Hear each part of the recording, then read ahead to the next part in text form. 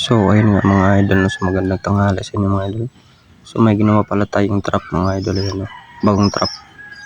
So bukas ko na i-upload yung tutorial nito mga idol kasi hindi ko pa na-edit. No?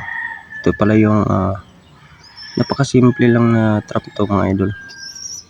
Yan, bukas ko na i-upload tong kabuhuan nito na video mga idol, yung tutorial talaga sa paggawa nito mga idol. So madali lang ito mga idol.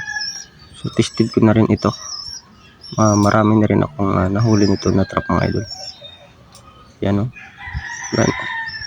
Ganyan siya mga idol. So may nabago lang ito mga idol.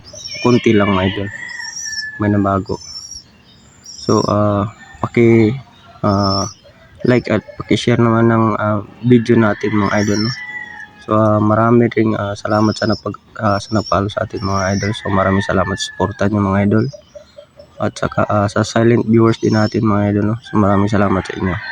So abang-abang na lang kayo sa tutorial nito mga idol. Yan, at sa hunting natin ito mga idol, sa trap na to mga idol. Yan, no? Simple lang to mga idol. Yan, no? Kunting galaw lang mga idol yan. Kunting galaw lang.